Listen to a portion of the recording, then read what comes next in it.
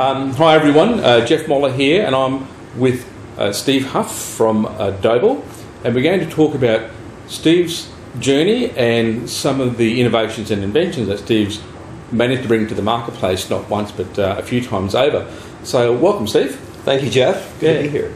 So can you start off with, can you explain what you're doing at the moment, or your journey in where you've come to get to here, and then I want to ask you some questions about your current project. All right. Well, I started, Geoff, in 1999, and that was my first startup company. It's a software company called Typify, and what we developed was an automated publishing system, which has now been adapted as an EPUB solution across the world. We're on the cloud. But that core IP allowed you to automate the composition of pages, and so a lot of book publishers like Lonely Planet and Random House and Macmillan and McGraw-Hill and the big global book publishers came knocking when they heard we had developed this, and that was very important. So the first patent and IP that I was really involved in was around that software and the intellectual property involved with that, and in terms of our rendering pages. So that was the first step, and then from there I've gone on to various other startup companies and technology companies. I remember that's when I first met you, when you were involved with Typify. And that's right. Yeah, over a decade ago now. I know, it has been. The company has successfully been running for the last 10 or so years, and has some great customers. In fact, when you get your new iPhone or your iPad and you get the little user manual or the user manual online, all that's rendered in the Typify publishing system. So we have some wonderful customers, and it's been great technology. And it's interesting, that journey really is interesting, because when you create patents and intellectual property, whether it's your trademarks or your design registrations or your patents or your branding and your online activity, reserving domain names, whatever your strategy is in terms of intellectual property, the best thing to remember in order to secure your position is to continue to innovate.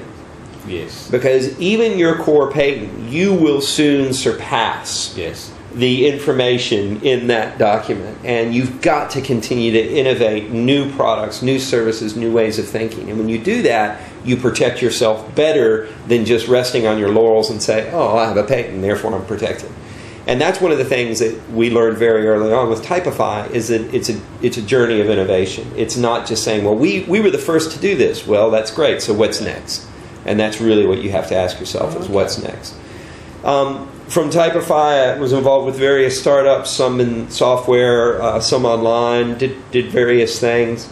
Had a really interesting site that's really hit the States called 60secondparent.com, which is a parenting website. Yes. And then most recently, I was contacted by some guys to do some work in off-grid lighting. So this is solar and LED lighting technology, and that's just been an amazing year and a half working with these guys. So can you expand on that? What do you mean by off-grid lighting? Okay, well, off-grid lighting, basically, there are two things to think about. First of all, whenever you go camping and you need to have a light, you can have a torch or a lantern that's run on batteries. Yes.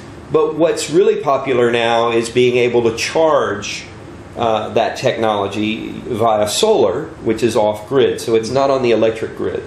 And so there are many camping applications where solar-charged battery packs and solar-charged lanterns or torches or whatever allow you to continue to be out in the field without having to just replace the batteries every have that continuously on some kind of charge mechanism. Absolutely. So we use solar and LED technology and lithium-ion phosphate batteries to kind of work together in a nice little marriage there of technology, and then we have some great electronics that make all of that work together. But the big market for off-grid is basically the world, because there's 1.6 billion people on the planet who do not have access to the electric grid and do not have light. Yes. Most of these people heat, light, and cook with kerosene. Kerosene is now been recognized as a major health and environmental and economic factor that needs to be eradicated from the developing world. it's really bad stuff. And there are many deaths to kerosene every year. In fact, 2 million people die of kerosene every year. Kerosene poisoning. I remember when I was very young. This is going back a long time now. Sure. The heater of the day was a kerosene heater. Yeah. And it was dangerous. Oh, they're nasty. They're bad things. It stunk, and it had fumes, and it was, Absolutely. warm, kept us alive, but it wasn't very good. Well, and with technology now, with solar and LED technology, we can provide solar lanterns to people across the world. So in 2008, the World Bank and the International Finance Corporation started this idea of a market for solar lanterns in Africa. Yes. Rather than giving people a handout and say, here's a solar lantern, they wanted to create an economy around that, a market economy. Okay. And so we're one of 40 companies now that are working in Africa and providing our lights in marketplaces and schools and hospitals and homes. And the need is great. There are 300,000 medical clinics in Africa that don't have light or power. Okay, so that's part of what the Doble... That's part of what Doble does, is provide the technology to do that. And our technology is very unique. Our founder, Simon Doble, who invented the technology, came out of a building background and was camping one day and thought, lighting needs to be structural. It needs to be in the ceiling or in the walls or even in the floors. And in camping, the structural element is a tent pole.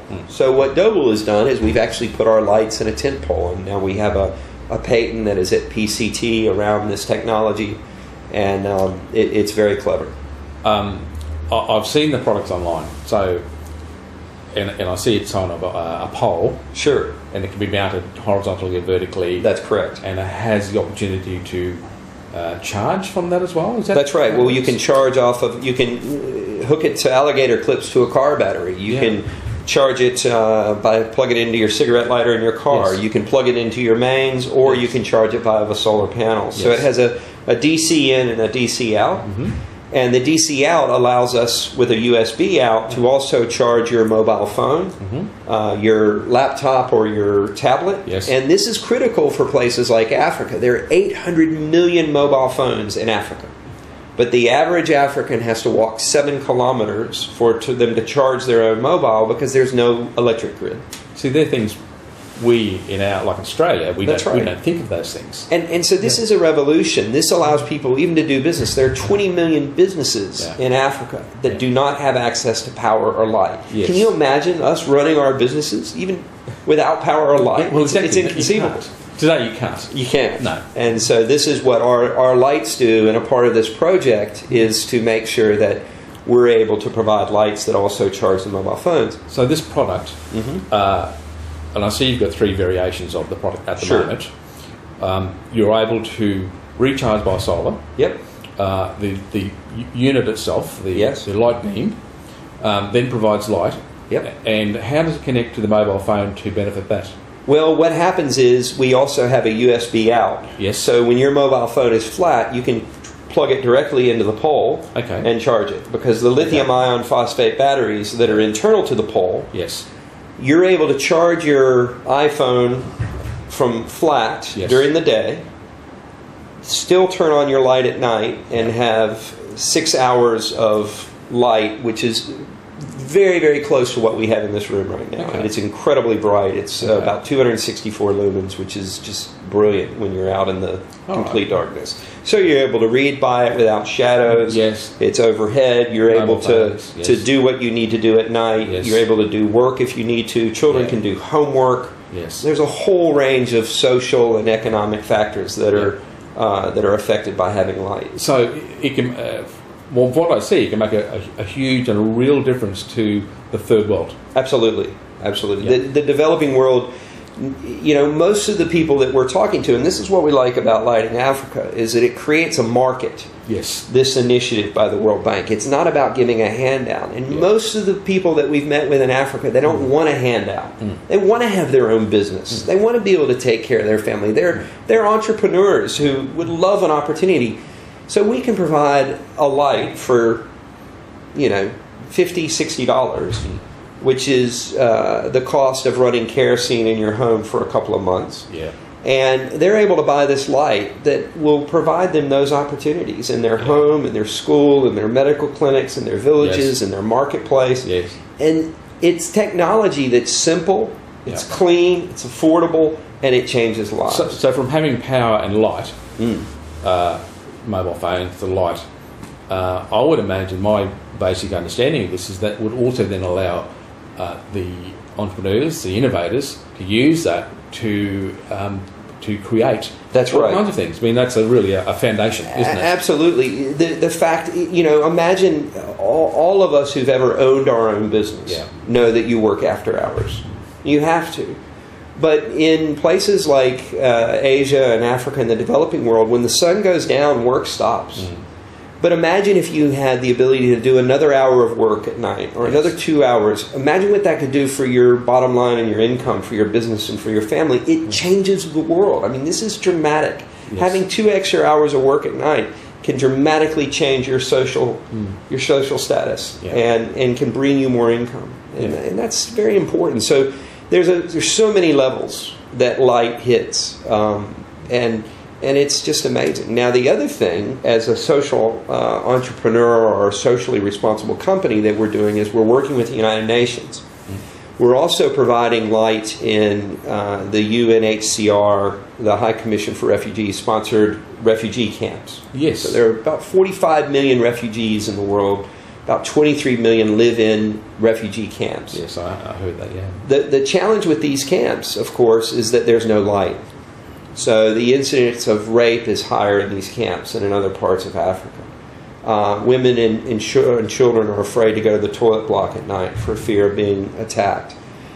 Children can't do their homework. They go to a school in the camp. Medical tents and doctors don't have light to treat patients who come into the camp facilities at night. This is just insane. And so what we're doing is we're working with the United Nations, and we have 2 pilots, one in Ethiopia at a refugee camp on the Somalia border, and one beginning in Chad in July to light up refugee camps in Chad. So they've asked Doble to be a part of that initiative, and we're going to be providing our BrightBeam, which is our product, as a part of those pilots to really help light these refugee camps. So that's another area where having innovative technology that's easy to use, easy to transport, and whenever we've gone in and done our testing in the developing world, they immediately get it. It's something they see. They see the pole extend and provide light, and it makes more sense to them to have the light overhead, just like it does for us, as it would to, say, have a little lantern that tries to radiate out. So how far does the beam or the light beam extend as far as the lengthwise goes? Well, there are different sizes depending on what you need. We have one that extends out just over 1 meter, and one extends out almost 3 meters. Okay. So it just really depends on the size that you get and how you're positioned. For schools in our village kit, we have 2 large units, which have 2 10-watt solar panels that they're able to recharge by. And these units really are to light a large area like a school, a community area, a medical clinic, some of those areas in villages. So you work with the UNHCR? Yes. You're using the light beam as part of the project, or they've invited you to be part of the project for lighting those camps? Yep. And you've put in pilot projects so far? Yes, we've had our first pre-pilot visit to the camp in Ethiopia. Yes. And in July we're heading to Chad. Yes. And those pilots, the first pilot in Ethiopia begins in the middle of the end of May and the first week of June. Okay, not very far away. No, we're very close. we're booking flights, and it's really exciting. Doble has surprised a lot of people, even in the camps, that we actually show up rather than just shipping our lights and letting someone else deal with it. We actually show up. Yes. There's a big education component in training people how to use new technology. Okay. If you can imagine, if your light source all of your life and for previous generations has been a fire and a candle and maybe a kerosene lantern, and now you're shifting to a solar LED light. Yes, that's right. There's some education involved. So Doble takes the standpoint that we need to be on the ground working with our customers, whether our customer is in the developing world or buys their light pole from Kmart or ProBass or BCF or wherever they're getting their camping product. whoever our customer is, our commitment is to work with them. And this also inspires our design. A part of our philosophy and what Simon developed is a really customer-focused design. And this has been a process where we've gotten feedback from the very beginning from users, the end user, on what they need and how they want, and how they want it to look. Yeah, so really, intellectual property is part of what you've done and your team have done. Intellectual property is one of the core things. When you start, you have to have your IP strategy. Yes. You and I have talked about this before. Yeah. Before I go and talk to investors, I have to have a very clear go-to-market strategy. I have to show them how I'm going to take this idea and sell it and make money. Yes. And then I have to show them how I protect it in that journey. Yes. So what is the IP strategy that sits next to the marketing strategy? What is the trademark strategy? You know, what domains have you reserved? What branding have you done? Yes. What is your design registrations? Or is any of your product able to be that is unique in the way it looks, and you can register those designs?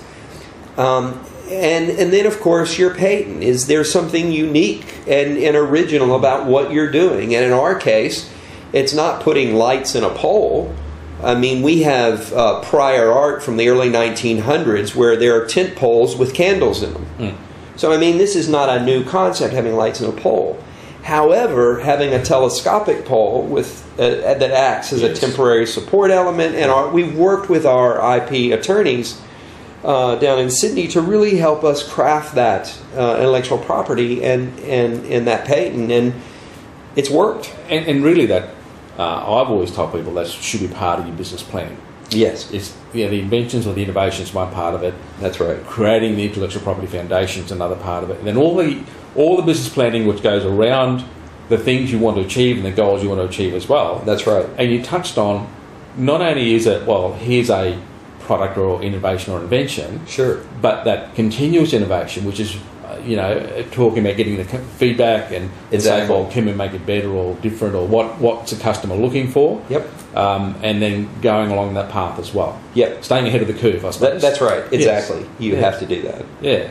So. And for you, what I understand, for Doble, that has really played a big part in developing the final product. It has. It's been critical to our development, and our as I said in the very beginning, the best way to protect your idea is to continue to innovate. Yes. Now, we already have begun product development on version 2 and 3 of this product, as well as a number of companion products. Yes. And the reason you have to do that is that if you just go out with one product, there's going to be someone, there's going to be a market you overlook, there's going to be a loop, there's going to always be someone who will go after it. The other thing we need to remember, and this is advice I give to people starting out, patents allow you to say to your investors, we've protected it, and it allows you to go on record. But most early stage companies don't have the capital to ever defend their patent, and they don't have the capital to actually really take it to the next level. And that needs to be your IP strategy also needs to be married with what is your exit strategy. I remember having a conversation with someone one time around Typify, and it was a consultant who said, well, you don't need, why do you have patents? You can't defend them anyway. And I said, I have no intention of defending our patents. But whoever buys us will have enough cash to defend our patents. Yes. And I think that's really, you need to really be clear when you're in startup mode as to what your intellectual property is supposed to do for you. Yes. And be clear about your strategy. And for me, oftentimes, it's not so much about protecting what I have, but allowing whoever purchases the company to protect what we've built. And that's, like, as you said, part of the exit strategy, and having it the end in mind before you actually start. So, exactly. So it's a whole package of things you need to think about and plan. It is. And for the sake of future investors, you have to have these things in place. But as you said, being able to, or for them to be able to have the cash to defend it. That's right. And having a foundation in place anyway to start with. Exactly. Yeah. So that's it. Yes. Absolutely. Yeah. Now, the Doble website, it's actually Doble spelled D-O-B-L-E. D-O-B-L-E. Actually, our website that we have right now is BrightBeam, which is our flagship product. Yeah. And that's brightbeam.com. And BrightBeam allows us to move into the developing world. We have another brand that will be launching into the camping market later this year in the U.S., Europe, and Australia. And that brand will be launched in probably another 3 or 4 months. Mm-hmm. And then we also have Doble, the corporate brand, and that website is moving up in the next few months. And so those are the different ways that we've structured it. Is we also structure our brand and our IP in kind of a concert together. Yes. So it's very important that, and then that allows us too to go into new markets like defense and mining and construction and outdoor entertainment and medical and dental. And having those different brands and having your core IP, we can then do perpetual licensing into those other companies and those other brands. So it allows us a bit of a bigger structure as well to play with, so that we're not stuck in one niche and one market. So you've got a lot happening. You've got a lot happening in the next few months. Sure. You've got new product going to be available through various stores and retail outlets under the camping brand. Camping brand. Uh-huh. And then, of course, you've got all the work with UNHCR. Yeah, that's just been fabulous. Working with the UN and getting these pilots. We have a foundation that has also started working with us called the Light Foundation. That's what I just wanted to ask you about, actually. And that's been a nice partnership. This is a foundation out of New York, which works with Doble as well as some of the other companies that are moving into Africa. And they've helped facilitate the relationship with the UNHCR and facilitate these pilots, and that's just been wonderful. Yeah. And so the lightfoundation.org is our website there, and it's really about doing away with energy poverty and allowing these folks some of the challenges we talked about, but doing away with kerosene and allowing people to have access to light and power. The Light Foundation. The Light Foundation. And that's a wonderful initiative. Later on, would like to get more information. I might even put a link to that on that'd be great. On the website. I'd love that. So people can find out more and support it. Wonderful. As well. Good. Yeah, fantastic. Good. Steve, I want to thank you for your time this morning. Thank you, Geoff. As always, it's good to see you again. and best of luck with the IP World IP Day initiative. And I just say to anybody out there, go for it and enjoy your journey. Fantastic. I agree.